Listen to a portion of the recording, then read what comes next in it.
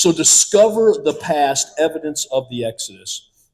So first, welcome to our study. This is supplemental material for our Sunday school lesson as we look at the Pharaoh of the oppression, the Pharaoh of the Exodus, and we look at a lot of things that went along that timeline. As you'll see, what we explore tonight goes far beyond just naming those two figures. We'll be weaving together threads of secular history, particularly Canaan and Egypt, Egyptian archaeology with the scriptures. Now let's be clear, and let me be clear. This is not to prove the Bible is true. The Bible is true. The Bible validates itself. It's self-validating. That deal is settled. Because the Bible is true, we should expect evidence in the sand and the stones of Canaan and Egypt, because it is a true story, because it is a real event. So because it's true, we should expect to find archaeological evidence. So tonight we'll examine the events of the Exodus with a focus on the historical and archaeological evidence that bears witness to this extraordinary moment recorded in scriptures. Now, you know me. I am not an archaeologist. I am not an Egyptologist. My doctorate is in education, but my really passion is teaching the scriptures. And so that's where I intersect with this, knowing that the Bible is true and knowing that we have recorded in the scripture these true events. Then we can take that and look at archaeology and look at history and find out where they line up with the scriptures. So tonight, discovering the past, evidence of the Exodus. Okay, the plan. Oh, by the way, that's just to let you know I'll load the lesson up in the Exodus area either tonight or tomorrow, whenever I get to it. And who's praying us in? Don't need a mic if you want to just pray. Dear Jesus, thank you for this time. Thank you for your love, mercy, grace. Thanks for Rich. Bless him. Have him bless us with the knowledge that you gave him, we pray. In Jesus' name, amen. Amen. Thank you, Rob. And thank you for that, discovering the past. So the plan for tonight, actually, I was going to do this, and I'm going to skip this. So my wife wanted me to set the stage and provide evidence of Israel being in Egypt. We've talked about that in the Genesis study. We talked about that in the first two lessons of the Exodus study. And I don't have time for that tonight, to be honest with you. As I went through what I planned to talk about, I just simply don't have that much time. So take my word, I'm going to skip some slides here at the beginning, but they were all about building the case that Israel was indeed captive in Egypt. But we all know that to be true, and I just don't have time to develop it tonight. But here is the plan. Part 1, from 3 to 3:50. We'll take a break at 3:50 for 10 minutes, stretch our legs, get some water, come back at 4, go to 4:20, then we'll do Q&A for 10 minutes. Different than our Sunday school lesson, I'm going to ask that you just hang on and let me get to the end. And I'll stay as long as you want. We'll officially end at 4:30, but I can answer questions until we're done, until you're done. But that'll be the plan for tonight. Things we'll look at: evidence of Israel entering Canaan, evidence of the Exodus. We'll name the Pharaoh of the Exodus. We'll name the Pharaoh of the oppression. And what you'll be surprised to see is you're going to pick up many other tidbits of information that align with the Bible. What is not planned for tonight? We're not going to be talking about where Israel crossed the Red Sea. We're not going to be talking about the location of Mount Sinai. Those are great topics, and that's a big topic all on its own. And if you guys want to do that as a separate event, we can, because that's its own hour and a half, looking at all the evidence of where they crossed the Red Sea and where Mount Sinai is and the evidence that supports that. So at this point, I was going to set the stage. I was going to walk you through the evidence that shows that Israel was captive in Egypt. We really just don't have time to do that tonight because I've got so many other things I want to talk about.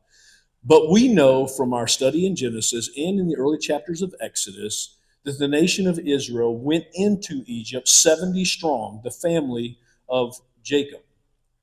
And it was there in Egypt, in Avaris, as well as in Goshen, this is the biblical area of Goshen, they grew from a 70-person family into a mighty nation over 430 years. The evidence is lots of evidence that supports that, and so I'm just going to skip a couple of videos here. I was going to talk about archaeology and excavations in Avaris, but we're just going to skip that and not talk about that.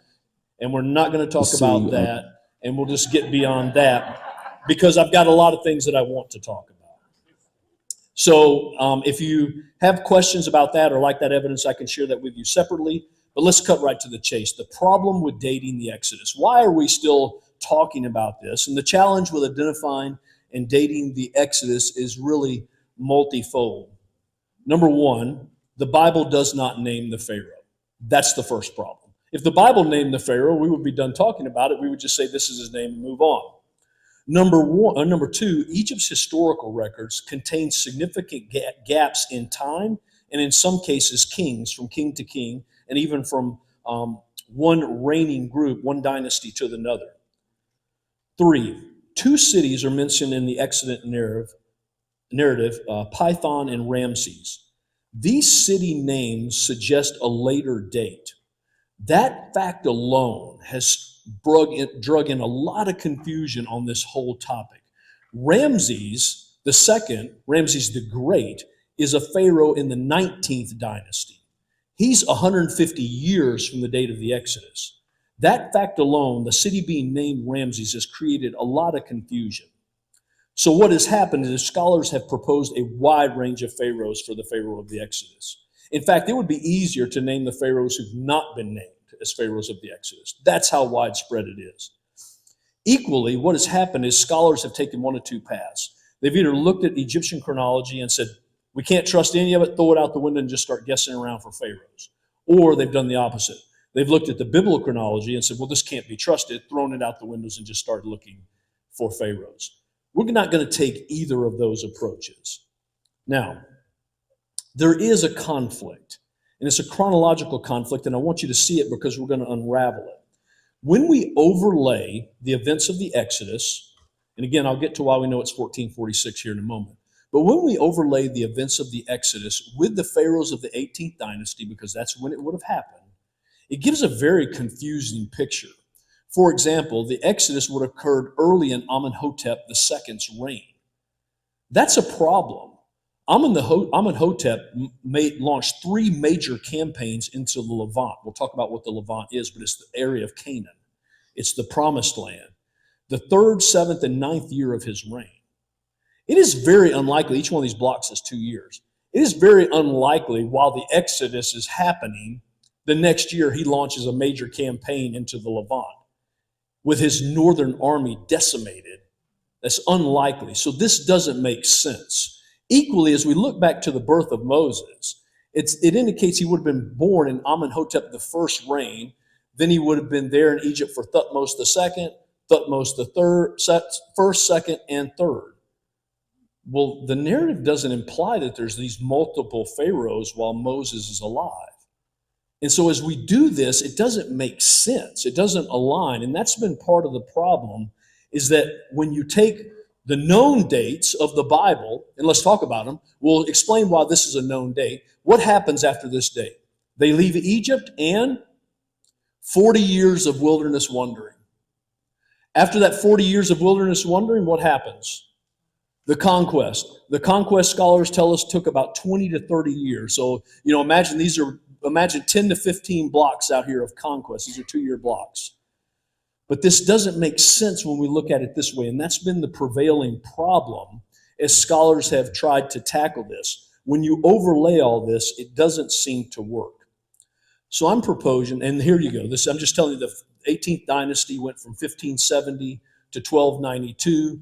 The Exodus, as we'll see, was 1446, right in the first third of the 18th dynasty.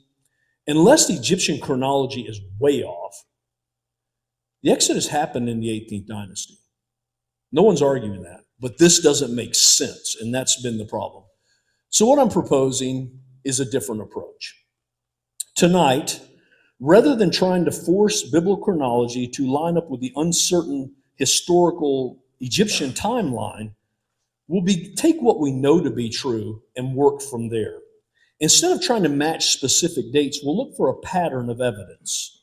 Let's be honest. If the most powerful nation on earth at the time collapsed, lost all of its slaves in the northern part of the empire, lost its army in the northern part of the empire, the firstborn all perished in this event, there would be some evidence from the historical and archaeological record of this collapse, this nation with all this power that all of a sudden becomes impotent, becomes powerless.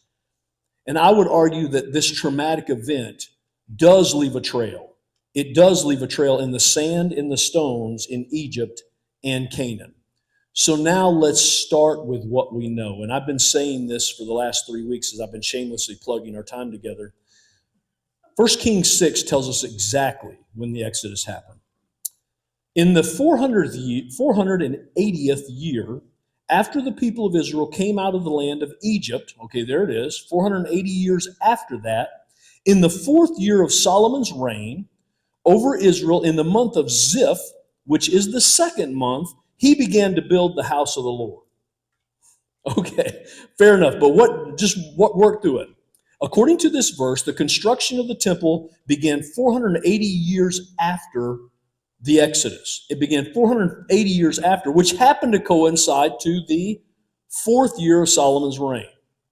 Do you see that? Okay, so let's just put it in words. So Solomon is reign, and there's great videos on YouTube about this, but there's no disagreement here. His reign was from 970 BC to 931 BC. Now keep in mind, BC dates go large to small, right? You're counting down, and then AD you start counting up. So the 4th year of his reign, if he started in 970 and the dates count down, the 4th year of his reign would be, drum roll, 966. That's exactly right. So 966 becomes the target year, and 480 years before that was the Exodus. That was when they left Egypt. Now we've got to go the opposite way, right? We were counting down, now we've got to count up. So now for the math scholars out there, or the engineers, 966 plus 480, drum roll. That's right, 1446 BC. Whoever said it, Jim, if it was you, thank you. Again, widely accepted. 1 Kings 6 tells us the date of the Exodus, and it's 1446. Now I'm going to say something because I want you to know that I know. Because you might come and say, Rich, wait a minute. In the Septuagint, and you're maybe thinking, I'm not sure what that is. It's the Greek translation of the Old Testament. In the Septuagint, it gives a different date here. It says it's 440 years. Okay? So you should be thinking, well, Rich, why did you pick the 480? There's a lot of reasons I picked it. It is the Hebrew. This is coming directly from the Hebrew that underlies all of our Bibles. The Septuagint was a translation of that Hebrew into Greek. Equally, as you're going to see, the way we do this tonight, we would have gotten to the same answer. So at the end of the day, it doesn't matter because we're going to take a different approach tonight and look for a pattern rather than trying to match a date. So 1 Kings 6 gives us a good date, 1446 BC. There's other verses that support it, but none this exact. I mean, this is precise. So this brings us now really to the challenge, right? There's what it looks like. It's the 18th dynasty. It's 1446. We know all that. But what do we do? How do we work with this? And I would say let's take a different approach. Let's step back. Maybe let's take a breath. We know Egyptian chronology is no more than 50 to 75 years off. If it gets off any more than that, you start creating other problems in biblical archaeology and timeline, other problems in the timelines of other cultures. Okay, so let's take a different approach. Let's say it's off no more than 75 years one way and the other. So that means it had to happen according to Egyptian chronology, right? We know the real date, but according to their chronology, which could be off, between the years of Egyptian years, 1521 going 75, 1371, it had to happen with one of these pharaohs, one of these 7. Now, just so you know, and I want you to know so that you know I know. Again, there's a lot of that because I need you to understand, I understand. There's 2 sets of chronology when it comes to dating these. One is called high chronology, the other is called low chronology. High chronology is off by 100 years from low chronology. That's the key thing you need to know. They date the start of the Old Kingdom, which then everything follows, and they're different by 100 years. We're playing with the difference in the middle of those 2 chronologies. So what I need you to understand is scholars disagree about these dates. They're not locked in sand. In fact, there's 2 big schools, and even within the schools, there's a lot of nuances and differences. We're looking less than the difference between those 2. We're just saying It has to be one of those 7 pharaohs that is the Pharaoh of the Exodus. And so if we walk through them, and I don't want to look sideways, so I'll just look at my notes. It's Akhenaten, it's Amenhotep III, it's Thutmose IV, it's Amenhotep II, it's Thutmose III, it's Thutmose II, or it's Thutmose I. It has to be one of those pharaohs. Can't be anybody else. So we've just got it down to 7. This has gotten real easy now. Unless Egyptian chronology is way confused, and it's not, let's just go look at those 7. Let's just look for the pattern of evidence that we would expect with the Pharaoh of the collapse. Let's not try to align things up yet. Let's just find the pattern of evidence. And so what we're going to do is we're just going to start at Akhenaten, Amenhotep IV, Akhenaten, same guy. We're just going to start with him, work our way backwards, looking for that pattern. You understand what we're doing? We know the year is 1446, but there's Egyptian chronology is not biblical chronology. It's not solid like that. It's squishy with even 2 schools. So we're going to take a 150-year swath and say it's surely in there. Let's just go look. Let's look at each one of them. So we start out with Akhenaten. Now you'll notice I have his name as Amenhotep IV, and then I have it lined out. That's because he changed his name, we'll talk about that in a moment, to Akhenaten. Akhenaten reigned from 1377 BC to 1360 BC, according to Egyptian high chronology. During his reign, the land of Canaan was marked by significant upheaval, the region known as the Promised Land, the region that many scholars refer to as the Levant. What had happened is the entire Levant had been conquered by Pharaoh Thutmose III. And he had brought that whole region into subjection. They were vassal kings, and they paid tribute to Pharaoh. During Akhenaten's reign and his father, that control was slipping away. They were losing control of the Levant. Here's a graphic of Egypt's control at the height, which is during Thutmose III. I want you to see how far Egypt's control went in Africa. Notice they controlled the Sinai Peninsula. Just another reason that Mount Sinai cannot be in the Sinai Peninsula, but we'll save that for another time. They had vassal kings all through here. In fact, this area here, the Fertile Crescent, the Euphrates, Thutmose III went and launched a campaign and burned and sacked cities along the Euphrates just to prove that he was the most powerful guy on the planet. That was the control of Egypt just 100 years before what we're talking about right now. The new kingdom is the zenith of their power. This was when they were at their strongest, where we're picking up with them as a nation. Except now, as we pick up Akhenaten, the first guy we're looking at, something's changing. They're losing their grip in the Levant. There's a picture of the Levant. This is what we would call the Promised Land, and beyond even. They're losing their control in the Promised Land, in the Levant. These vassal kings that were paying money to Pharaoh, there's something happening there that's causing them to lose control. The turmoil that's coming is brought about during Akhenaten's reign by a group of people referred to as the Habiru in the Amarna letters.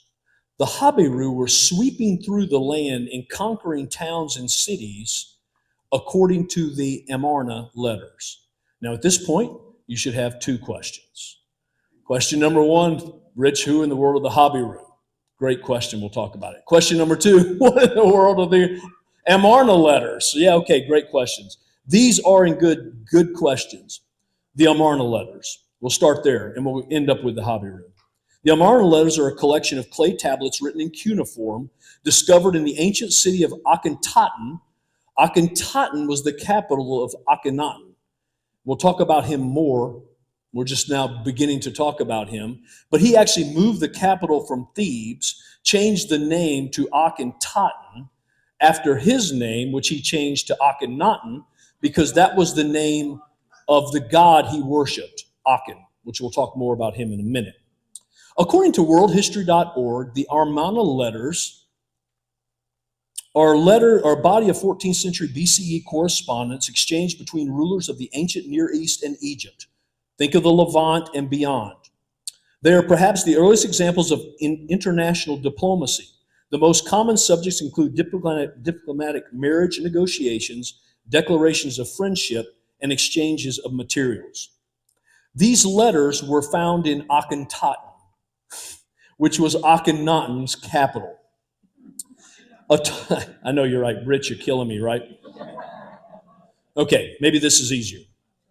So Akhenaten moved the capital, the religious and political capital of Egypt, from Thebes in the north, in the higher areas, to modern-day Tel El Armana. Akhenaten was what he named that town. And he relocated the capital there. It became the center of Egypt while he was the Pharaoh. And again, we're talking about Avaris and all, that's up here right in the Nile Basin. Okay, so these Amarna letters are a collection of cuneiform tablets coming out of the area of the Levant that are going to two pharaohs, Akhenaten and his father. Now, in these clay tablets, a lot of things are discussed, but there's also discussion about what's happening in the land. The Haberu are sweeping through the land. The Haberu are taking cities. And what these vassal kings are doing is begging Pharaoh to come and help them, begging Pharaoh to come and protect the land. They're vassal kings, and so they're asking him to come and defend the land. So that's where the letters were all found. Again, they're written during the reign of Akhenaten and Amenhotep III, his dad. That's when these letters were written. Okay? Cuneiform tablets, Amarna letters, written during the reign of those two pharaohs. And they're covering what's happening. Some of what they're covering is what's happening in the Levant. Let's see, anything else I want to say? There's some pictures of them. Again, as I told you, so far, a total of 382 letters have been found. Now, 340 come out of the Levant, come out of the Promised Land, that area. 40 come north of that, Syria and beyond. But 340 are from rulers and kings in that very area.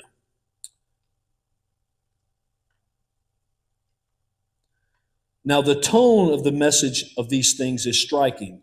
These are desperate pleas for help from these regional leaders. These are requests for military support from the pharaohs. They express alarm and they express urgency on what is happening. Keep in mind, these are all vassal nations to Pharaoh. We would expect that Akhenaten and Amenhotep III, his dad, would go and defend the land that is vassal to them. So what I'm going to do is to give you just a flavor of what's in some of these letters. This first one is EA, and their number is El Armana 1 all the way to 382. This is in EA 288. This is being written from Jerusalem's mayor. This is smack dab in the middle of the Promised Land. This is before Israel conquers it. And here's what Jerusalem's mayor says to Pharaoh. May the king give thought to his land. The land of the king is lost. All of it has been attacked. I am situated like a ship in the midst of the sea. Now the Haberu have taken the very cities of the king. Not a single mayor remains to the king, my lord. All are lost. Now think about this. Let me just give you the picture. This is being written near the time of the conquest by rulers in the Promised Land. And listen to what they're telling the Pharaoh. These Haberu are coming in and they're taking all of these cities. They're attacking everyone. You need to come and defend us. If you don't, everything is going to be lost. That's what the mayor of Jerusalem said. EA 299, this is written by the ruler of Gezer. Gezer, again, is in the Promised Land. It's a Canaanite city situated west of Jerusalem. Here's what he says. To the king, my lord, since the Haberu are stronger than we, may the king, my lord, give me his help. And may the king, my lord, get me away from the Haberu, lest the Haberu destroy us. They're writing to these pharaohs saying, come and help us. The Haberu are sweeping through the land. Send help. All is lost. This next one comes from Ajalon. Again, Ajalon is in the Promised Land. Here, this is in EA 287. The leader there says the enemy has control in the countryside of Ajalon. That's interesting. We read this in Joshua 10:12. At that time, Joshua spoke to the Lord in the day when the Lord gave the Amorites over to the sons of Israel. And he said in the sight of Israel, sun, stand still at Gibeon, and moon in the valley of Ajalon. You need to understand, they're writing about events you're reading about in Joshua and Judges. Except they're calling these people the Haberus, and they are sweeping through the land, and they're taking all of these cities, and they're crying out to Pharaoh, please send help. This next one is written from Hebron. Again, right in the middle of the promised land. Hebron is in league with Jerusalem, and Lachish is at war with the Haberu. So listen to this. Look at how he describes it. Hebron is in league with Jerusalem and Lachish, and they're warring against the Haberu. So they're saying, hey, three of us have formed a league, and we're fighting against the Haberu. Look at what you read in Joshua. Then the 5 kings of the Amorites, the king of Jerusalem, the king of Hebron, the king of Jarmuth, the king of Lachish, the king of Eglon, gathered their forces and went and took their armies and encamped at Gibeon, fought against Gibeon, who cried out for Joshua to come and help them. What we're seeing, I would argue, in the Amarna letters is what the leaders are writing back to Pharaoh about what is happening. And it happens to coincide with the time of the conquest. That's what I would tell you. This next one comes from Lachish. Again, Lachish in the promised land. The Haberu killed a leader of Lachish and gained control of the city. We read in Joshua 10, then Joshua and all of Israel with him passed on from Libnah to Lachish and laid siege to it and fought against it. I'll stop there. By the way, this is just a sampling of the Amarna letters. You can Google them when you get home and start reading them. Now, many of them are about marriages and about, hey, I'll send you my son if you'll give me your daughter, and these types of things. But then many of them are cries for help to the Pharaoh two pharaohs who do not lift a finger to help them. But that was their land, yet they don't defend it. So now to the question, who are the Haberu? An honest review of the evidence. These letters came from Akhenaten and his father Amenhotep III when they were alive, when Canaan was being overrun by this people group, these nomads, these desperados, these villains who are referred to as Haberu or Aperu in Egypt. They have to be the Hebrews. This is the conquest of the very land. And these are the rulers of the land writing to Pharaoh, who they are vassal to, saying, help us. Did you hear that one? I'm like a ship in the sea. Everybody else is gone. I'm all that's left. Send help. Why doesn't Pharaoh send help? Why do not either of these pharaohs defend the land that they had just captured less than 100 years earlier? That should be the very prescient question, but it's very reasonable to believe that the Haberu, at least some of them, are Hebrews. And I would say this creates a compelling picture. When we put all this together, the Haberu are sweeping through Canaan, according to the Amarna letters, around the same time that Israel is conquering the promised land, and the places are the same place. Some of the same cities that these Canaanite, Amorite rulers are writing back to Egypt about are named in Joshua and Judges. The conquest lasted 20 to 30 years, and we're seeing it play out in the Amarna letters.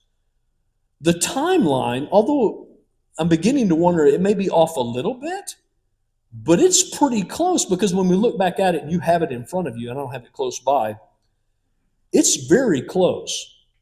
And so I would say, as we bring all this together, it seems to be a powerful clue that what we stumbled upon, looking for who's the Pharaoh of the Exodus, is we stumbled upon the conquest. We looked at the first Pharaoh, Akhenaten, and we're like, wow, what's happening in his reign is not the Exodus, it's the conquest. And he doesn't raise a finger to stop it. Why? Because he's lost his entire northern army in the Red Sea. He doesn't lift a finger because he doesn't have a finger to lift. Not because he doesn't want to, because he can't. But let's get back to our friend Akhenaten, because there's more. Akhenaten is remarkable for another reason. I teased this out earlier during Sunday school.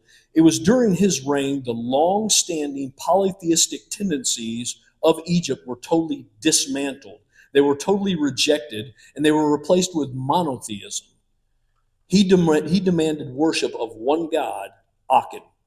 Now, Aken is the sun god, and you should probably be thinking, so that you know that I know, I thought Ra was the sun god. This is a different sort of sun god. If you look at the pictures of Aken, he's pictured as a disc with rays. I don't know all the details, and I surely don't know how to separate Ra and Aken, only to tell you that this was the single god that Akhenaten demanded Egypt worship. He relocated the religious capital and demanded monotheism and worship only of one God. What in the world would cause one Pharaoh at one moment in time to completely eject their polytheistic tendencies and fall in line and say there's only one God? I would submit unto you, it was watching that one God destroy Egypt with the plagues. But it's more than that. What would cause him not to lift a finger to protect lands that are his, that are vassal to Egypt? His northern army had been lost. He couldn't lift a finger. National trauma. Now, it's not just that. The archaeology provides us an insight into what's really in his mind. This is a picture of Karnak. Karnak is located in Thebes. Before he relocated the capital to Akhenaten, Tel El Armana by today's name, he gave a speech. And the speech is recorded on one of the columns here at the temple complex in Karnak. I'll bring it up for you. He says this in the speech: "The temples of the gods are fallen to ruin. Their bodies do not endure. I've watched as they've ceased their appearances one after the other. All of them stopped, except the God who gave birth to himself. No one knows the mystery of how he performs his task. This God goes where he pleases, and no one else knows his doing." Now, I don't know what to make of that, other than to tell you that's what he wrote, other than to tell you that's what he said, other than to tell you that that's a speech he gave his people as to why we're going to worship just this one God. Now, am I saying he was worshiping Yahweh? No, he didn't use that name at all. I am saying he took a polytheistic nation and converted them to monotheism. By the way, as soon as he died, as soon as the rulership passed to his son, they diverted back to polytheism. But for his reign, they were intensely monotheistic. This is unthinkable, though. This speech is unthinkable. This is like an anomaly out of history. Could it be a response to what had happened? The Lord said in Exodus 12, "I will pass through the land of Egypt that night, and I will strike all the firstborn of the land of Egypt, both man and beast, and on the gods of Egypt I will execute judgment." Could Akhenaten have came to the realization, those gods are all fake? We're worshiping fake gods. I would argue that's likely what he did. But what we're finding here is not the pattern of the evidence, the pattern of the conquest. This is a Pharaoh who followed the Exodus. This is a Pharaoh who shook things up. Again, hold all of this in your mind. This is Akhenaten. This is the first Pharaoh in the string of 7 we're going to look at. But what we find here is a man who apparently could not defend the Levant because the power had been so disrupted. And so that brings us, if you look at your timeline, to his dad, Amenhotep III. According to Egyptian high chronology, Amenhotep III reigned from 1416 to 1377. He was Akhenaten's father, and some of the Amarna letters were written while he was reigning. Now that detail is significant because that means that the conquest period likely happened in a way that covered both Amenhotep III's reign and part of Akhenaten's reign. So just sort of tuck that away. But some of the letters are addressed to him. So far, the archaeological biblical timeline shows us political unrest in Canaan. And again, all of this is making sense. It's an empire in chaos. They cannot defend the eastern part of the empire. These letters are coming in all during the reign of these two pharaohs. Now, if we say that the conquest took 30 years, well, that would be 15 blocks. That's going to get us right to here. So automatically, you should be thinking, it looks to me like the conquest started a little bit later in Egyptian chronology. Not a whole lot, though. We appear to be very close to what's going on because the conquest was here, and all these letters from Amarna are coming from these two, while these two pharaohs were in charge, Akhenaten and Amenhotep III. Let's see, anything else? Again, like Akhenaten, and I don't know if I said it, so I'll say it now, Akhenaten was an extreme pacifist. No wars during his whole reign. The same is true for his dad, Amenhotep III. Amenhotep III reigned for a long time, 40 years. He only launched one recorded battle in his entire reign, and it was not into the Levant. It was south to fight against Kish. He had an army in Thebes that he would have used to do that. The reason nobody went into the Levant, the reason no battles happened in the Promised Land, the army was lost. The northern army was gone. So he could defend the south from the Kish, but he could not defend the north. And across his entire timeline, only one military campaign, and he didn't lift a finger to defend the Levant either. So two pharaohs who are allowing the Levant to slip away while they're in charge. But there's another point about Amenhotep III that comes out. He was famous for constructing statues, tons of statues all over Egypt. Well, that's nice. Had a flair for the arts. What was amazing is 600 of these statues, by far most, were dedicated to the goddess Sekhmet. Sekhmet is the goddess of war and of healing. I'll pause. He fought one war in his entire reign, and that was to the south. And he built 600 statues to the goddess of war and of healing. Why such an interest in healing? I would submit unto you because we're coming off the tail end of the Exodus. We're coming off the tail end of the firstborn dying. We're coming off the tail end of the army being destroyed in the Red Sea. He's not fighting anybody, just one battle, and that was to the south. He's not fighting anybody. He's building all these statues to honor this goddess of healing. Could it be that all of this is happening because these two pharaohs have come behind the greatest military tragedy Egypt has ever known in the Exodus?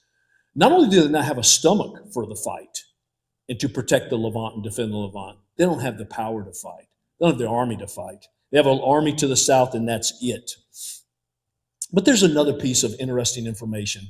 This comes from a pylon inscription at the royal necropolis of Solob.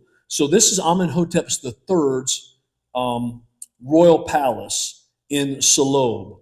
Now, rather than explain to you what was found, because I won't do it justice, I'm bringing in my friend, archaeologist Joel Kramer, by way of video, and he's going to explain it, and then I'll just talk about it. So we're setting the stage. This was found, Amenhotep III's royal palace, and it was engraved on a column at that palace, okay? I first learned about this inscription when I was reading a book by a well-known Egyptologist named Donald Redford, and he was writing about a site called Soleb, which is today located in the country of Sudan, but in ancient times, it was part of the kingdom of Egypt. And here, the pharaoh Amenhotep III built a temple and made a list of his foreign enemies. And the name of his book is Egypt, Canaan, and Israel in Ancient Times. And so he was discussing these inscriptions when he wrote, "For half a century, it has been generally admitted that we have here the name of the Israelite God, Yahweh. And if this be the case, as it undoubtedly is, the passage constitutes a most precious indication of the whereabouts during the late 15th century BC of the enclave revering this God. I was shocked. You mean to tell me that there is an inscription mentioning Yahweh that dates to the end of the 15th century BC? That's amazing. So I went to the library. I found the Soleb excavation report. This site was excavated in the 1950s, and there was the temple, and there was the inscription and the translation of the inscription. The inscription is written in Egyptian hieroglyphics. The first hieroglyph is the hieroglyph for land. The next three hieroglyphs sound out the word Shazu, which is translated nomads, land of the nomads. And then the last four hieroglyphs sound out a name. The first hieroglyph is the Y sound. Then the house hieroglyph is the H. The noose is the W. And the bird is the A, the way. So together in the excavation report, they translate this name as Yahweh, land of the nomads of Yahweh. This I had to go see for myself. So I traveled to Sudan. I rented a four-wheel drive and a driver, crossed the Nile River on a local ferry, and spent the next 3 days driving on and off-road, camping in the desert, all to get to this temple and all to see this inscription. Okay, I'm here at the Temple of Soleb. I've traveled all the way to Sudan to come to this temple. This temple was built by Amenhotep III, and you can see these inscriptions that are covering these pillars. Let me find a really good one here. These are the ones that Amenhotep III is bragging about defeating. This man with his arms bound behind him, and then the name of that people, where they're from, and many, many place names, all in the same style. The one that I came all the way to see isn't as in good a shape as that one, but it's the most significant, in my opinion, of them. And it's on this pillar right here on the backside. It's right here. I've come a very long way to see this inscription, which from the Egyptian hieroglyphics reads, land of the nomads of Yahweh. It dates to the end of the 15th century BC. It's over 3,400 years old, and that makes it the oldest mention in an inscription of the name of the God of Israel. Here we have a perfect example of something that was found through archaeology, correlating perfectly with what we read in our Bibles. In this case, according to biblical chronology, the Bible says that the Israelites are wandering in the wilderness for 40 years at the latter half of the 15th century BC. Here we have an inscription from the Egyptian pharaoh Amenhotep III that dates to the end of the 15th century BC. The Bible describes the wandering Israelites, the nomadic Israelites, as moving around with their God Yahweh, who is with them by day in a cloud, at night in a pillar of fire. And so what better way for the Egyptian pharaoh Amenhotep III to describe this people than the way that he does right here, nomads of Yahweh. I couldn't do it any justice without letting you see Joel Kramer explain it. You see, what we've stumbled upon as we started working backwards here is indeed we've stumbled upon the conquest and even the wilderness wanderings, all happening during Amenhotep III's reign and Akhenaten's reign. Could this all be coincidence? It seems to me clear that we have stumbled on this right here. Now, what I did next is as I looked at this, and I'm looking at this timeline, what doesn't make sense to me is this needs to come this way. This needs to happen closer to his reign so that the 20 to 30 years is overlapping. And so what I did, just arbitrarily, I'm not trying to rewrite Egyptian history here. I'm not an Egyptologist. I'm not an archaeologist. But this is off a little. It just needs a little tweaking. So just in Rich's little tweaking, I pushed it 20 years. Didn't move the biblical dates. I moved the dates of the pharaohs. The biblical date is 1446 for the Exodus. That's solid. I slid the pharaoh dates so that the conquest better aligns to cover and involve both of them. And he gets the wilderness wandering here. Thus, he has the inscription at Soleb to the nomads of Yahweh. So again, I'm not trying to rewrite history. I'm just trying to say, it seems to me this may be what's really going on. And their history's not even off by 100 years or even 50 years. Maybe it's like just 20 years. Maybe it's just a hair off. Now, notice what happens when I did that, and this is arbitrary, y'all, so don't think I've got some super slide rule going on. Well, now all of a sudden, before the Exodus occurred at the start of Amenhotep II's reign, I told you that was not possible because of those 3 military campaigns. Well, when I moved it, it happens at the end of his reign. That's a totally different picture. Now Moses, look at what's going on with Moses. Before Moses was going to really be born 1, 2, 3 more pharaohs. When I pushed it over, he's going to be born and then 1 pharaoh.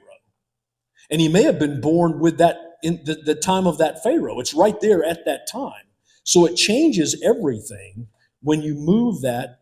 Now, again, I'm not trying to be an Egyptologist. I'm just saying I know what those 2 pharaohs are pointing to. They're pointing to the wilderness wandering and the conquest. If I push their timeline a little bit, it lines up and these other things come into a different line. But let's keep going. It'll either hold or it'll fall apart. But what I want you to see is the timeline appears to be very close with no adjustment at all. I only moved it 20 years. Okay, so we did all that. I talked to you about moving, and I'll stop talking. The next king on your list, if you have your little sheet, is Thutmose IV.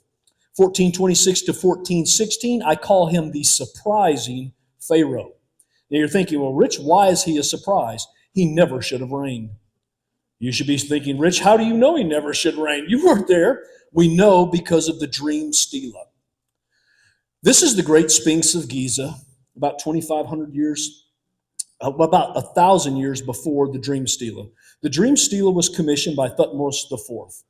In this dream stela, he outlines how he fell asleep between the paws of the Great Sphinx. And the Egyptian gods came and gave him a vision. Because he was not Pharaoh's firstborn son, he was going to be thrust as the new king of Egypt, and everyone was to accept his new kingship. Now, I think we all know that there were no gods who gave him any vision, but why did he have to feel like that he had to tell his nation that the gods had picked him to be the next Pharaoh, even though he was not the firstborn? What happened to the firstborn? You see, you don't even need me to tell you what happened to the firstborn. Well, it's interestingly enough, obviously this is royal propaganda, right? But he wrote it for a reason, and that's what I wanted you to think about. His rule was unexpected. Thus, he writes this big dream stela of why he is to be the next Pharaoh. Is it coincidence that it happens at the same time that we would expect the Pharaoh who should have came into power, the firstborn, to die in the plagues?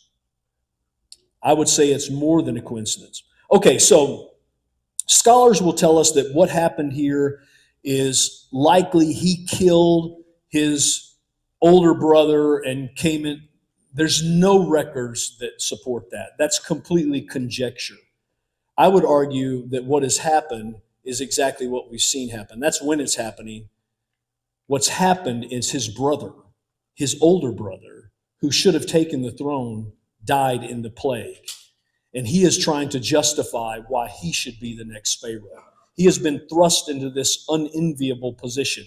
He was not the firstborn. It was indeed unexpected, and he's made up this entire thing. And if we look at my adjusted timeline, he would have just lost his brother. This would have been completely unexpected. The nation would have had no time to deal with this. And here's a new Pharaoh who should not be Pharaoh.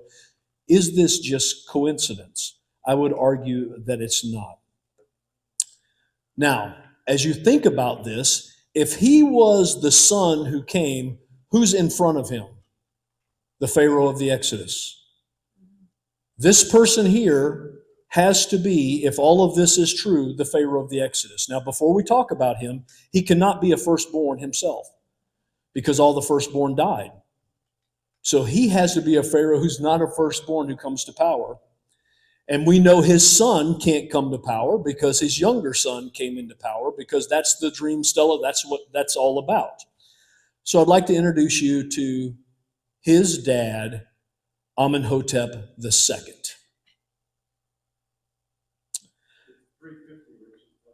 Okay, so I'm going to go 10 more minutes and then we'll stop. We'll be off script just a hair. I'm way wrong on time, y'all. So meet Amenhotep, 1451 to 1426, the Pharaoh of power and silence. He takes the throne at 18. He reigns for 26 years. As I told you, he launched major campaigns into Levant, years 3, 7, and 9 of his campaign. After that, it went absolutely quiet. In fact, I won't give you the quotes, but here's one of the remainder of his reign. We know nothing. Some have theorized that the reason was because that's when the Exodus happened. It happened around year 10 to 14 of his reign. I suppose that's possible. What I did is I adjusted the timeline to do that so it moves everything 10 years back, right? So now we're only looking 10 years different from the original. Here's what I want you to see. We're playing very close with reality. But now let's talk about this guy, Amenhotep II. So as I told you, let me get off of this. As I told you, we have analyzed his mummy. Interestingly enough, we found to date over 1,000 mummies out of Egypt. His is the only one that has all of these marks all over his face, neck, and entire body. The person who analyzed the body, let's see if I have it. He studied the corpse, Grafton Elliott Smith, and wondered whether the tubercles, that's what he called them, developed during the embalming process or were the product of his disease. He was considered to be the most healthiest pharaoh that ever reigned. So he had a disease that covered his body in these tubercles. Interesting. I'll give you another possibility. And Yahweh said to Moses and Aaron, take handfuls of soot from the kiln and let Moses throw them in the air in the sight of Pharaoh, and it should become fine dust over all the land of Egypt and become boils breaking out in sores on man and beast throughout all the land of Egypt. So they took soot from the kiln and stood before Pharaoh. Moses threw it into the air. It became boils breaking out sores on man and beast. Magicians could not stand before Moses because of the boils, for the boils came upon the magicians, they came upon the Egyptians, and they came upon the Pharaoh. Is it possible that these marks that are only on Amenhotep II, when we have 1,000 pharaohs or 1,000 mummies that we found, could it be evidence of the 6th plague? I'm not saying it is, but at some point, all of these coincidences pile up into a picture. The timeline indicates that it's him. His body is covered in these sores that point to the possibility that it's him. And by the way, he was not the firstborn son of his father. Just thought you should know. I believe at this point we have found the Pharaoh of the Exodus. Now, how much time? Let me look. I got 5 minutes. I'll be quick here. Now, in my timeline, we had the Pharaoh of the Exodus dying, but we have his mummy. You should be thinking, well, Rich, if he drowned in the Red Sea, say it with your outside voice, how can we have his mummy? Okay, so I want to say 2 things here, and we're going to take a break after these 2 points. The Bible never says that he died in the Red Sea. I'll show you that in a second. Number 2, if he did die in the Red Sea, and I'll cede the possibility, the Egyptians would have went and collected his body off the shore. Let me show you. So here's the account of what happens. Moses stretched out his hand over the sea, and the sea returned to its normal course when the morning appeared. As the Egyptians fled into it, the Lord threw the Egyptians into the midst of the sea. The waters returned, covered the chariots, the horsemen, all of the host of Pharaoh that had followed them into the sea. Not one of them remained, but the people of Israel walked on dry ground through the sea, the waters being a wall to them on the right and on their left. Thus the Lord Yahweh saved Israel that day from the hand of the Egyptian, and Israel saw the Egyptians dead on the seashore. Israel saw the great power that Yahweh used against the Egyptians, so the people feared Yahweh and they believed in Yahweh and in his servant Moses. Notice it never says the Pharaoh was killed, just his people were killed. Now, some people appeal to Psalm 136. To him who divided the Red Sea in two, for his steadfast love endures forever, and made Israel pass through the midst of it, for his steadfast love endures forever, but overthrew Pharaoh and the host in the Red Sea, for his steadfast love endures forever. And they say, see, there it is. Pharaoh was overthrew. The Hebrew word there is na'ar. Here's what it means. It's like you flick a bug off your shoulder. Pharaoh was overthrown, flicked off. That's how it was viewed in God's mind. It doesn't indicate the death of the Pharaoh. Let me show you. This is David. But you, O God, my Lord, deal on my behalf for my name's sake, because your steadfast love is good. Deliver me, for I'm poor and needy. My heart is stricken within me. I'm gone like a shadow at evening. I am na'ar. I am shaken off. The trials and tribulations have flicked me off like a locust. You see, Psalm 136 is not demanding that Pharaoh die in the Red Sea. It's rather giving us a vivid picture. You know what Pharaoh was when he faced God? Like a locust on his coat. Nothing. When you think of that picture, it should make you laugh.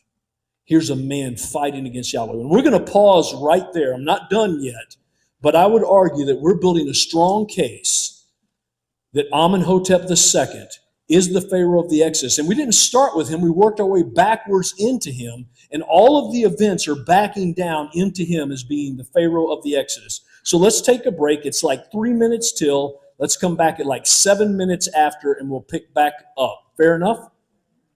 All right. Okay, so I want to pick us back up. And I've got to back up a little bit because I really hadn't made my break there. Okay, so a couple things I want to show you. So back to where we were to reorient us. Everything is pointing to Amenhotep II being the Pharaoh of the Exodus.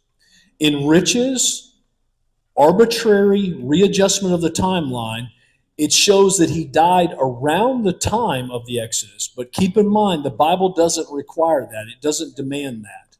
So my timeline could easily be off a little bit. He didn't have to die then.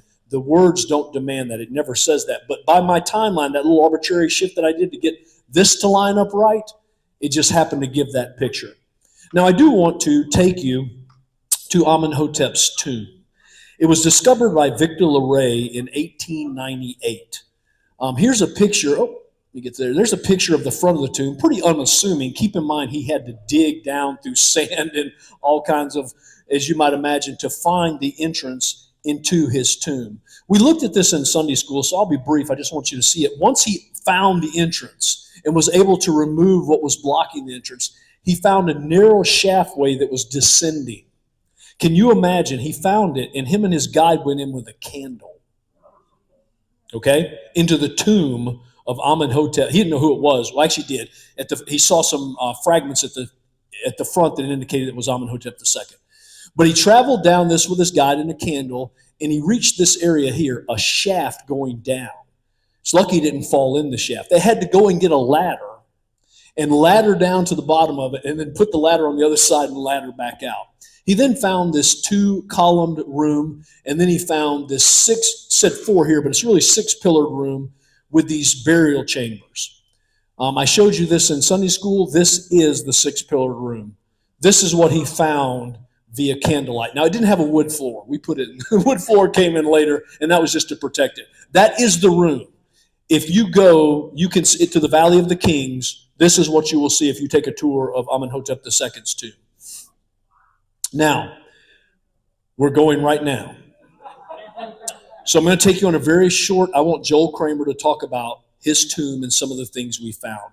Now, what his son does in this video is he's flashing between Joel being in the tomb and digital animation with a guy walking with a candle to give you what it would look like. So just understand that's what, you'll have pictures where he's in the light walking, then it'll be like dark with a candle. It's so you get the sense of what Victor Leray in 1898, what it would have felt like via the candle. Okay?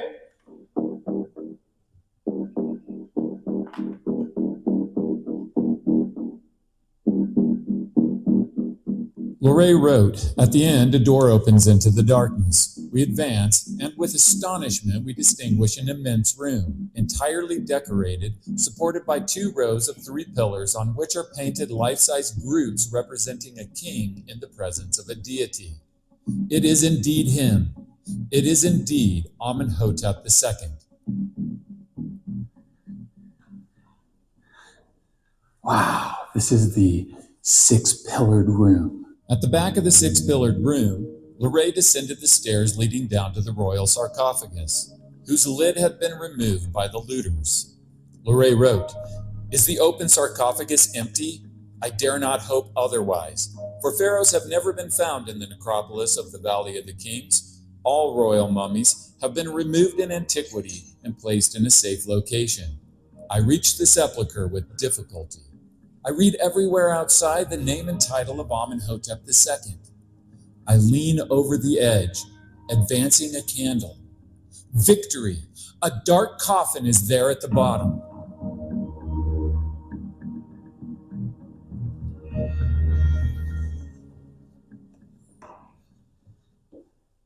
This is the staircase that came down. This is the sarcophagus of Amenhotep II. So Lorraine is explaining that when he comes in here, there's broken antiquity all over the floor. And so he creeps over here. He sees that the lid is off the sarcophagus. He looks over the edge and down in, and to his great surprise and delight, there is a coffin at the bottom of the sarcophagus. So at this point, Lorraine doesn't try to open the coffin. He comes back up the stairs into the main chamber. In the 6-pillared room, Lorraine found funerary statuettes and wrote, "All are in the name Amenhotep II. One of them, however, bears the name of the royal prince, Webensenu." He finds all these funerary statuettes. What the ancient Egyptians believed is that these would do menial tasks, magically serve the deceased in the afterlife. Well, one of these funerary statuettes was inscribed with a different name, the name that would become known as Webensenu. Based on this find alone, Lorraine reasoned that this must be the son of Amenhotep II, the royal prince. Lorraine wrote, "We moved to the chambers on the right. In the first one, upon entering, an incredible sight strikes us. 3 corpses lie side by side at the back. The second corpse in the middle is that of a child about 15 years old. He is naked with his hands placed on the abdomen. The mummy in the middle was that of a young boy between the age of 15 and 11. The head has been shaved except for one spot on the right temple, from which a magnificent lock of black hair emerges. This was the hairstyle of royal princes, and I immediately think of the royal prince Webensenu." What was unique about this mummy was the hairstyle. This boy had a shaved head, and then coming out the side was this ponytail, which is known as a horse or a prince's lock. This was the hairstyle symbolically that was worn by the children of the king. In fact, we have in these reliefs the pharaohs that ruled Egypt, some of them depicted as children, where they're wearing this prince's lock. This is the room where the boy was found, the boy mummy.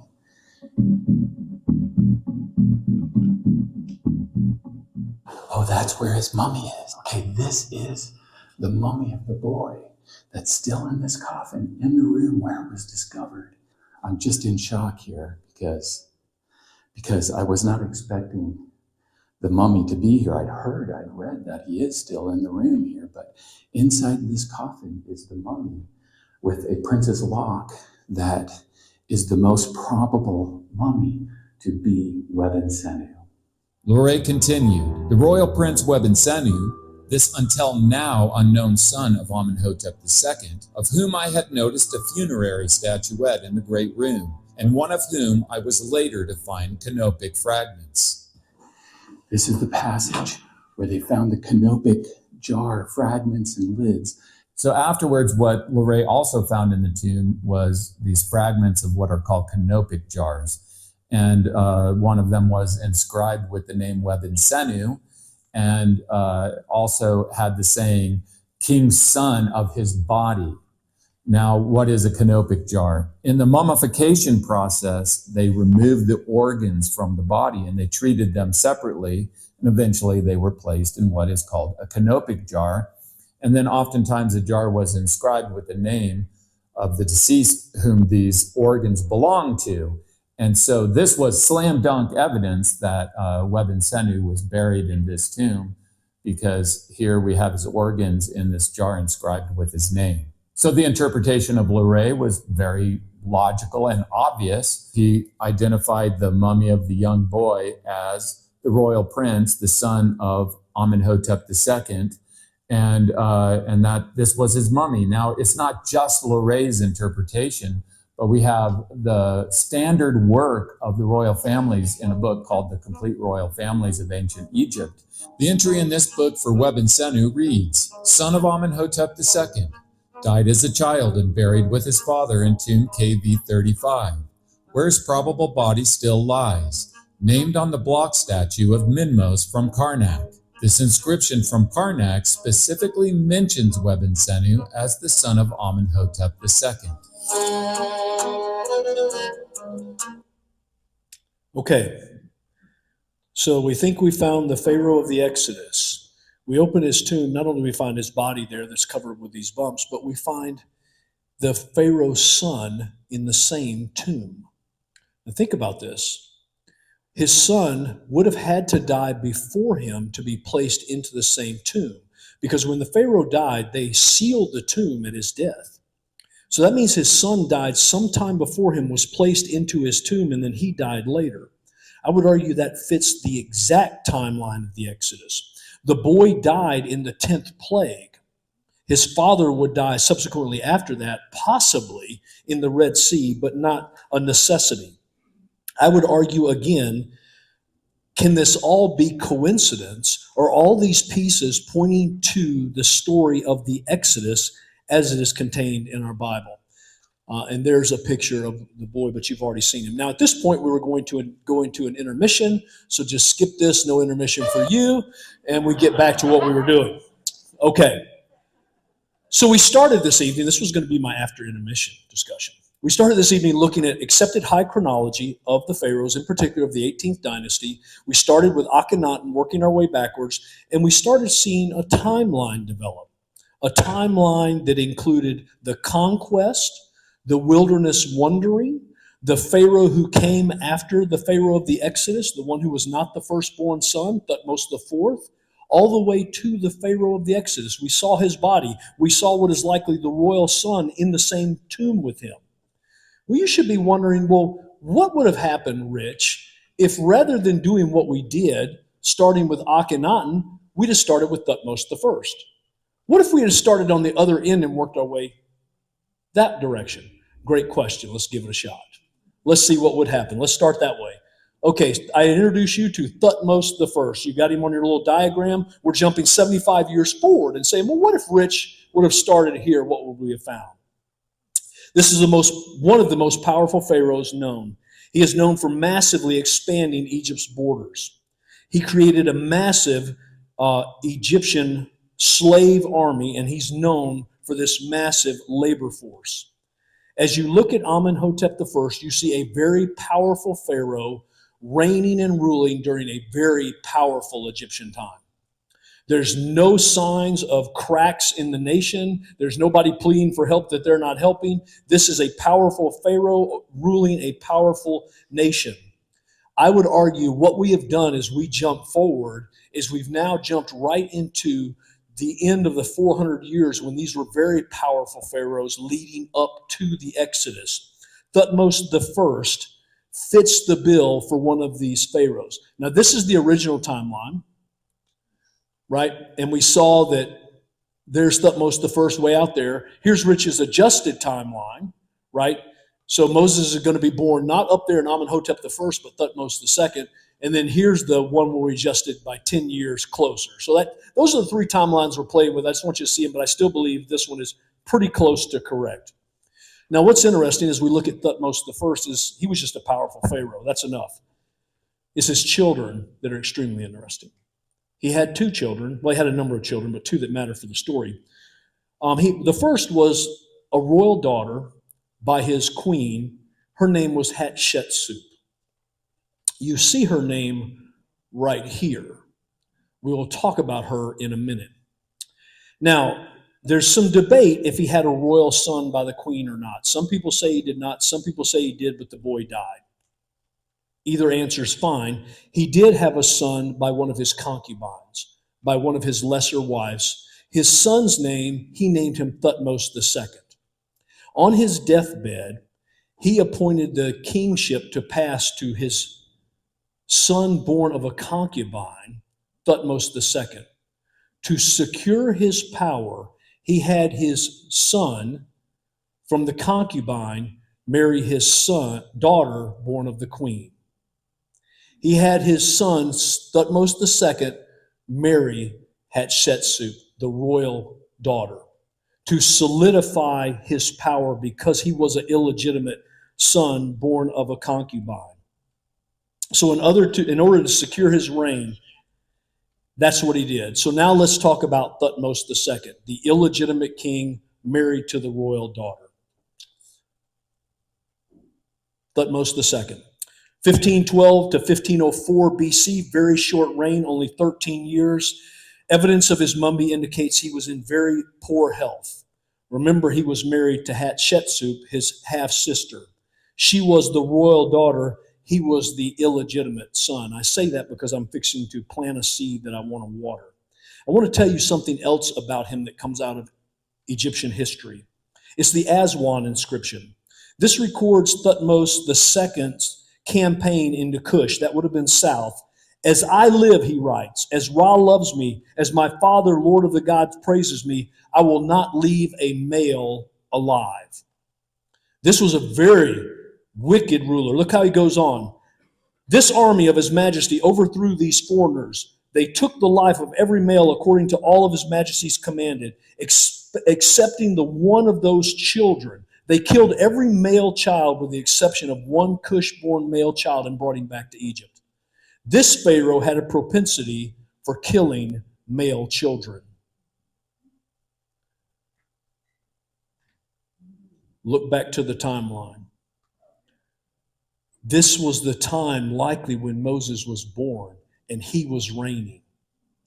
A Pharaoh who was notorious for killing male children. Thutmose II.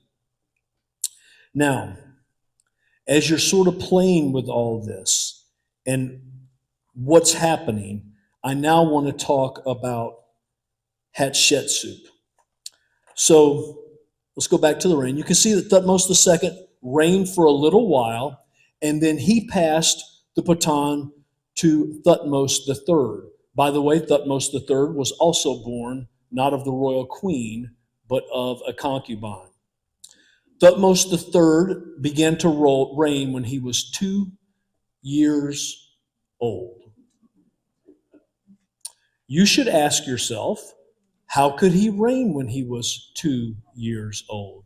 Because his stepmother, Hatshepsut, reigned with him. She reigned with him as the Pharaoh. And let's be honest, when you're 2 years old, he's in the royal crib. She's the Pharaoh. She is running the show. She is famous in Egyptian history. This is Hatshepsut. She ruled as the Pharaoh for 22 years as Thutmose II grew up. Now look at the timeline. This has him being born around the same time as Moses. Now I told you that he was not her son. He was a son of a concubine. She had no male children. Okay, as you're thinking about the timeline, she referred to herself in inscriptions throughout Egypt with this term, Pharaoh's royal daughter. Her dad had been dead for many years, yet she continued to refer to herself as Pharaoh's royal daughter. I would ask you a question. Is there a possibility that she's Pharaoh's daughter of Exodus 2? Everything lines up. now all of a sudden we start asking the question, how could a young lady just say, I'm going to defy the order of a king and do whatever I want and keep one of these male children? And why would she? Because she could have no children of her own, because she was running the show, because her father had died or her husband had died, and she is now co-reigning with her stepson. She's in charge, so it would have been easy to defy any order. She is the Pharaoh. I would argue that there's Thutmose III and there's Hatshepsut. She fits the title, she fits the timeline, she fits the profile. I would argue that she is Pharaoh's daughter. And she is the reason that an order could be defied like this. As you look at the timeline, as you look at everything that's playing out, regardless of which direction you go, you end up falling down a path that ends up with Moses being born, Moses fleeing under Thutmose III and Amenhotep. So let's talk about Thutmose III, right? That's the last guy we need to talk about. Oh, I left him. Let me get back to him. Sorry. So again, he co-reigned with his mom for 22 years. After that, she died, and he went on to expand the kingdom more than any other Pharaoh alive. He is the Pharaoh who went out to the Euphrates and sacked towns just to show who was in charge. He was likely the Pharaoh when Moses fled from Egypt, the Pharaoh that sought to kill him. He was the Pharaoh that died, and Moses learned from Yahweh that he could go back to the land because the Pharaoh that sought his life was dead. When he went back, and Amenhotep Thutmose III was in charge. Fled, and here's where he goes back. When we read the narrative, it's almost like the Pharaoh didn't know him. He has all these interactions with him, but there's no indication he didn't know him. He had never met him. He was born around the time that he fled. The Pharaoh that knew him, the Pharaoh that was born around the same time as him, the Pharaoh that was raised with him when he was a boy, has died. And his son, not his oldest son, is now reigning. And he goes back to Egypt, and this guy has a clean slate with Moses. He doesn't even know him at all. And so I would argue, and we're short on time, I would argue that whichever way you go, you end up with Amenhotep II being the Pharaoh of the Exodus. You end up with the Exodus likely occurring toward the end of his reign, and everything plays out from there. And I would argue that the sand and the stones in Egypt tell this very story.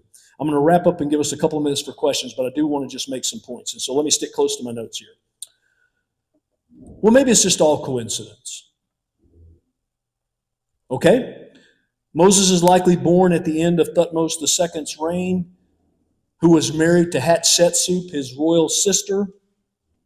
Although her father is dead, she continues to refer to herself as Pharaoh's royal daughter on inscriptions throughout Egypt.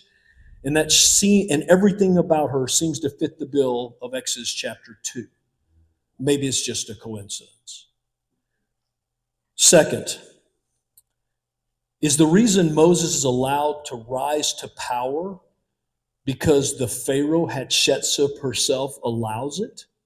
And by the time Thutmose III is on the scene and old enough to know anything, Moses has always been there. They were born near the same time. Maybe it's just coincidence. The Pharaoh that Moses likely flees from is the most powerful Pharaoh the Egyptians ever knew. They refer to him as the Napoleon of Egypt. That was likely the guy who sought Moses' life. But maybe it's just a coincidence. Thutmose II had a reputation for killing children. Definitely the Cush children. And it looks like he's the one who gave the order to kill the Israelites. But maybe it's just a coincidence. Moses kills the Egyptian. He flees all of this fits perfectly with this line of pharaohs. But maybe it's just a coincidence. Moses goes back to Egypt, and it appears that the Pharaoh doesn't even know who he is. Amenhotep wouldn't have known who he is. Maybe it's just a coincidence. Thutmose III, the Napoleon of his day, expanded the empire. In fact, more slaves than any other pharaoh.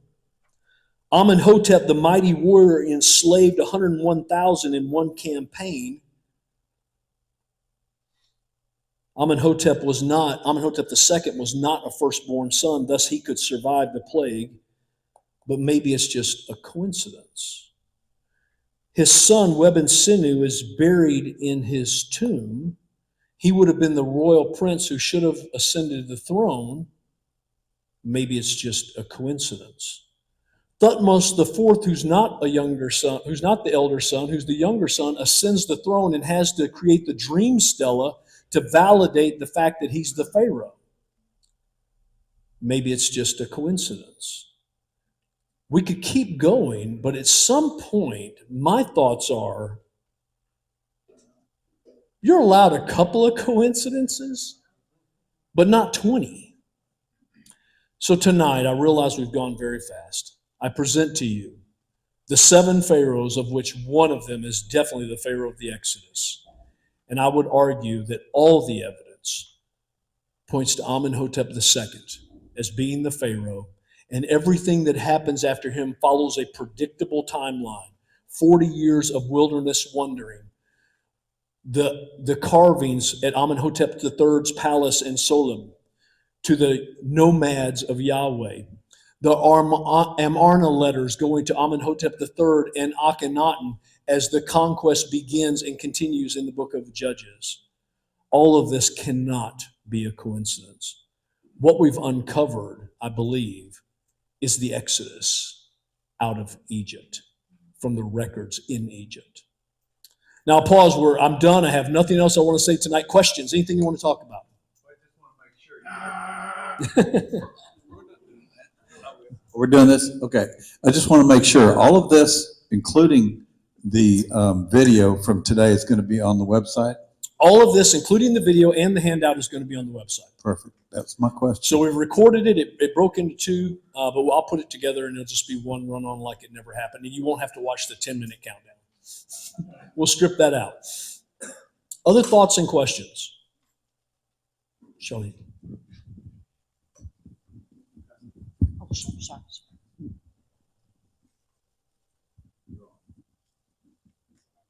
It's on? Yeah, okay. Can you clarify for me who Thutmose III was a son of? So Thutmose III was the son of Thutmose II. Okay, so let's go back to here and I'll connect the dots. Thutmose I had a daughter from the queen. Her name was Hatshepsut. Now, records disagree. He may have had a royal son from her and he died. Maybe he did, maybe he didn't. But he had a son from a concubine, Thutmose II, who became the next Pharaoh. To secure his position, Dad had his son from the concubine marry his royal daughter, Hatshepsut. Half brothers and sisters. He had them married to solidify his power. Thutmose II had a nasty reputation for killing male children. Sound familiar? He was a sickly man. In fact, Grafton, who did the work on the mummies, said that he was emaciated. There was something wrong with him. He was very unhealthy. We don't know how he died other than it probably wasn't natural. He died and passed the throne on to his illegitimate son, born of a concubine, not born of Hatshepsut, the queen, Thutmose III, who was, remember his age when he came into power? 2. So to protect his reign, his stepmom, Hatshepsut, co-reigned with him. Now, let's be honest, when the other guy's 2 years old and you're co-reigning with the other guy, who's running the show? She is. Hatshepsut, because the Egyptian records will show you that. She is running the show. And so hopefully that, Charlene, that tied it all together. She is likely, now keep in mind, she referred to herself on engravings in Egypt over and over again as Pharaoh's royal daughter, even though her dad was long ago deceased. That was a title she kept to use. Now, many of the Egyptologists speculate it was ribbing her husband. He's illegitimate. I think she, maybe so, maybe not, but it is interesting that that's how Moses describes her, as Pharaoh's daughter. And when we read that, we're like, well, how could Pharaoh's daughter just run over one of Pharaoh's edicts and dad doesn't say anything about it? Because she's the Pharaoh. And the guy she's co-reigning with is in the crib. He has nothing to say about any of this. And likely the order was given by her nasty little husband who died around the same time as all this. Thutmose the first is the one who had Hatshepsut. Hatshepsut was his daughter. He had his daughter marry his illegitimate son born of a concubine. Husband and wife. Illegitimate son born of a concubine. He passes the throne to him at 2 years old. To protect and reign, Hatshepsut stepmom steps in and co-reigns with her stepson, who at this point is 2. She will reign with him for 22 years until her death. He will take over. Oh, hold on, I got a question back here and we'll come there. So just to understand what you're doing with the biblical dates there, They're not moving. they're all locked. They're locked. They're locked to each other, but you're moving them in coordination. The Egyptian chronology I'm shifting to bring it in line with the biblical chronology, which is true. And I'm telling you that there's 2 schools of thought that are separated by 100 years, and I'm operating inside that 2 schools of thoughts. I'm operating 20 years away from the high chronology dates, 80 years away from the low chronology dates. We're right in the middle where everybody agrees we don't really know. And I'm not saying I know. I'm saying when I arbitrarily shifted it 100 years, everything lined up. And all of a sudden, stuff that didn't make sense when I looked, I'm like, well, now all of a sudden this does make sense. Now, it does have Amenhotep II dying around the time of the Exodus. The Bible does not require that. But it does not say that it didn't happen either. And he doesn't have to die in the Red Sea. He could have died a week later, a month later, a year later. But that timeline does have him dying around that time. But it makes sense it would be close because Thutmose IV had to explain on a 4-foot granite stela a made-up story about why he should reign. He needed to make up that story because he was just thrust into this position with Dad, the Pharaoh, and Websinenu, the older brother, just dying. He was not in line to be the Pharaoh, and now all of a sudden he is. And so he makes up this propaganda as to why the gods have chosen him to be the new Pharaoh, thus the dream stela. And don't forget, and I'm going to go to the next person, don't forget, you still got to answer, why aren't these people fighting for the kingdom that these pharaohs obtained? Why do they not lift a finger? They're wiped out. The army is wiped out, other than the one in Thebes is all that's left. Jim. What do we know about the god Aken Good question. that this guy changed his name to? I mean, He is a sun god, so he's like Ra. If you look online and you just Google the god Aken, he's portrayed as a disc. And then out of the disc are lines. Now, I'm not an Egypt god specialist, so I've exhausted what I can tell you. He is a sun god of sorts, but somehow different in their mind than Ra, who is the sun god when you think of the sun god. Also, on the subject, as I told you, Egypt would immediately go back to polytheism as soon as he died. There's a little bit of debate on who follows him. Most scholars believe it's a guy you've likely heard of, a guy named Tutankhamun. Tutankhamun would be the last royal in the 18th dynasty. Ken. you have And then Moses born in 1526 BC, but isn't that the beginning of Thutmose first? So keep in mind, I've been shifting their dates to line up with the Bible dates. Oh, So these dates I haven't changed because I want you to see what they were. okay. You see what I'm saying? You just shifted. I shifted their dates 20 years. That's right. Thank you, folks. Have a great day. I shifted there. And again, you guys can leave anytime you want, but I'm going to keep talking until you guys stop. So if that's 9 o'clock tonight, we'll wrap it up at 9. Chuck. Thutmose IV. Do we have any idea of how old he was when he became Pharaoh? Thutmose IV. I do not. Hold on. As he was not the firstborn, I was curious, was he younger than 11 to 15? I don't have his age. I think the best feel they have is early 20s. Most of these guys, they don't know. You mentioned, and in your notes here, you talk about those cities that are named in the Exodus narrative. Pithom Ramses and Python. And it creates a major conflict for this. So where does that fit in with this analogy, and why is it a major conflict? Ramses the Great reigns way over here in the 19th dynasty. Ramses the Great comes much later. When many embrace Ramses the Great as the Pharaoh, it created just a complete debacle of this timeline. It does not work at all. There's two theories here on what's going on. Number one, there was a city named Ramses, not connected to the Pharaoh. Number two, this was what's called an anachronism. You guys love it when I use cool words, right? That means one of the later scribes changed the city of Avaris to the more popular city at a later date called Ramses. We see these in a few places in the Old Testament. We see where the city of Dan is referred to before Dan was ever born. It was Lachish, but they called it Dan in Genesis, even though it was called Lachish then. Scribes would do that. They would update the names to more modern, more known names. And so there's some who believe that that's what's going on with Avaris. It was updated to Ramesses, which would be the city that would be built there later during the super popular Pharaoh of the 19th dynasty. These are all 18th dynasties, Ramesses the Great. And John, did that answer your question enough so I can stop talking? Okay. I'm going to give you a very modern example.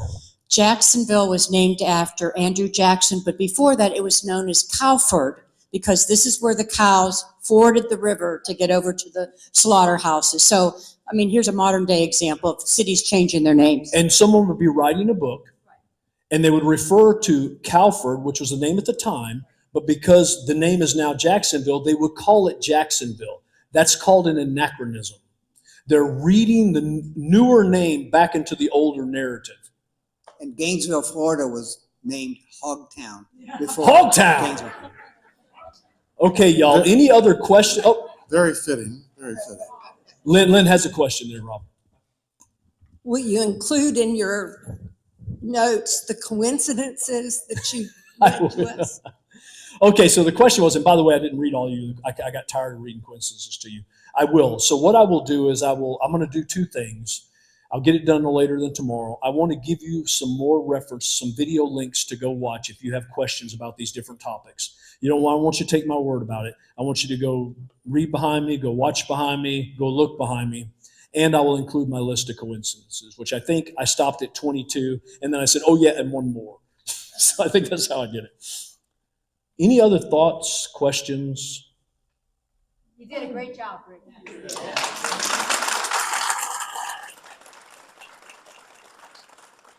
I simply shared with you the things that I've been picking up, and they've been piling up, and I've been blowing up wanting to talk about them. So thank you for providing the out. Yes, Andy.